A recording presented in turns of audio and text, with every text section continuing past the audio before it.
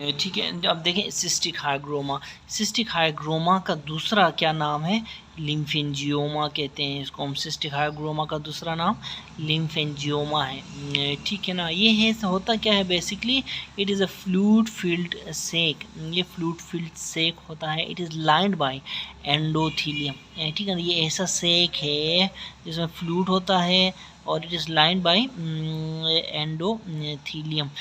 ठीक है ना। Most common location of cystic hygroma is posterior triangle of the neck of the in children में ये होती है posterior triangle of the neck में। ठीक है ना।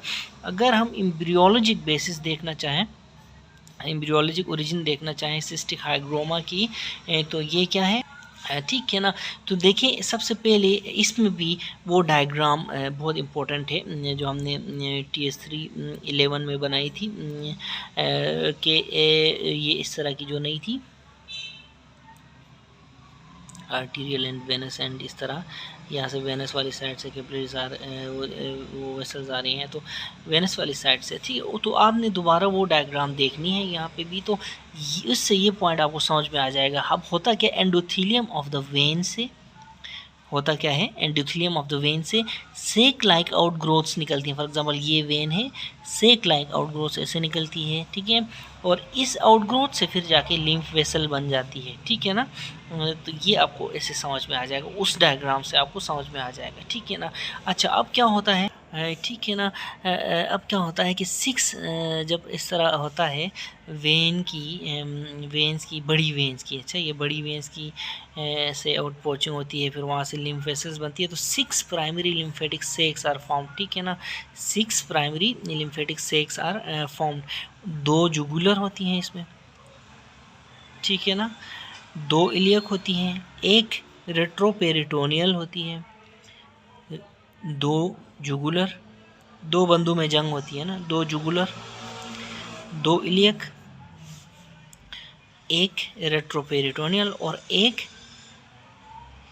क्या होती है, सिस्टर्ना काइली बनती है। ठीक है ना। तो ये 1 2 3 4 5 6 ये प्राइमरी लिम्फेटिक सेक्स बनती है इस प्रोसीजर के थ्रू।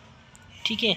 अच्छा, अब क्या होता है, numerous channels connect these sex with each other. अब ये सेक्स फिर आपस में कनेक्टेड होती हैं। ठीक है। ये सेक्स आपस में कनेक्टेड होती हैं और एक चैनल के थ्रू नहीं, डिफरेंट चैनल्स के थ्रू। ये देखें मैं चैनल्स बना रहा हूँ, इनके बीच में कनेक्शंस होते हैं।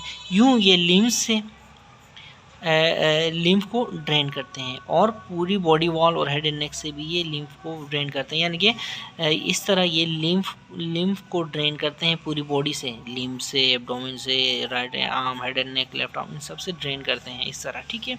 तो ये स्केच आपने याद रखना है, साथ में ये वाली डायग्राम भी आपने याद रखनी है, ताकि आपको पता चले कि ये ओरिजिन कैसे करती हैं एम्ब्रियोलॉजिक बेसिस के लिए। ठीक है। ठीक है।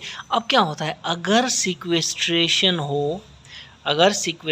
हो पोर्शन ऑफ दी सेक, इन सेक्स में से किसी की भी सिक्वेस्ट्रेशन हो, तो उससे क्या बन सकता है, सिस्टिक हाइग्रोमा, जिसको हम क्या कहते हैं, लिम्फेंजियोमा कहते हैं। ठीक है ना। Hence it occurs in places where the sacs are formed. ठीक है ना।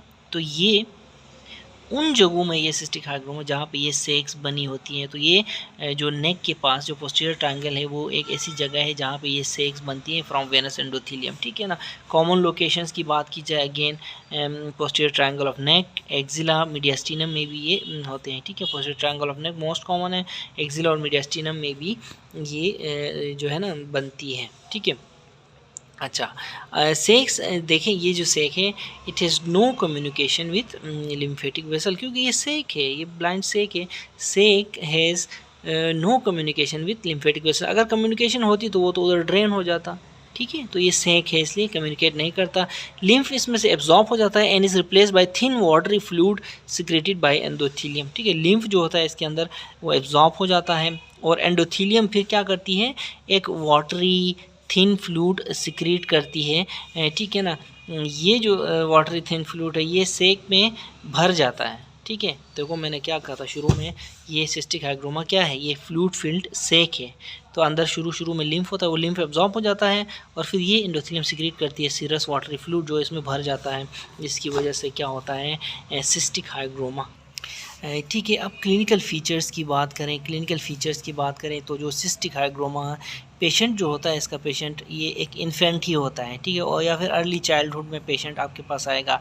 इसका मतलब ये हुआ कि सिस्टिक हाइग्रोमा यूजुअली प्रेजेंट्स इन इन्फेंसी और अर्ली चाइल्डहुड। पेशेंट हमारा या तो इन्फेंट होगा या तो एक छोटा बच्चा होगा, ठीक है। It can also present at birth के पैदाइश के वक्त भी पेशेंट आ सकता है, ऐसी बात नहीं है, ठीक है।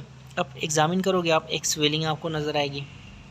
स्वेलिंग जो है वो ब्रिलियंटली ट्रांसल्यूमिनेंट होगी। क्यों? क्योंकि इट हैज़ क्लियर फ्लूइड, ठीक है ना, ये क्लियर फ्लूइड होता है इसमें, ठीक है। इसी तरह ये स्वेलिंग सॉफ्ट होगी, सिस्टिक होगी, डेफिनेटली फ्लक्चुएंट होगी और पार्शियली कंप्रेसिबल भी हो सकती है ये स्वेलिंग, ठीक है। ठीक है, अब अगर ट्रीटमेंट की बात की जाए सिस्टिक हाइग्रोमा की, तो सर्जिकल ट्रीटमेंट है और हमारे पास क्या है, दूसरी सिक्लेरोथेरेपी है, ठीक है। इसको हम क्या कहते हैं, सिक्लेरोथेरेपी कहते हैं। दो हमारे पास मेथड्स ऑफ ट्रीटमेंट है। Surgical excision is the treatment of choice, ठीक है। ऑल इसमें हम जो लोक्यूलाई हैं एंड सिस्ट्स हैं, ठीक है, लोक्यूलाई एंड सिस्ट्स हैं, दे आर रिमूव्ड, ठीक है ना, दे आर रिमूव्ड, ठीक है ना। जितने भी लोक्यूलाई हैं आप निकालेंगे और सिस्ट को निकालेंगे, अगर क्योंकि रिकरेंस ना हो, अगर आप निकालने में नाकाम रहे तो पेशेंट को रिकरेंस हो सकती है, इसीलिए जितने भी लोक्यूलाई हैं और सिस्ट हैं इनको निकाल लेंगे आप, ठीक है ना। इसी तरह जो सिक्लेरोथेरेपी में क्या है कि हम हाइपरटोनिक सलाइन सॉल्यूशन को भी ये ठीक रेस्पॉन्ड करती है, यानी कि हाइपरटोनिक सलाइन सॉल्यूशन को इन्फ्यूज़ कर सकते हैं, जिसकी वजह से सिक्लेरोसिस हो जाती है इस सिस्ट की, ठीक है ना। तो ये ट्रीटमेंट है इसकी।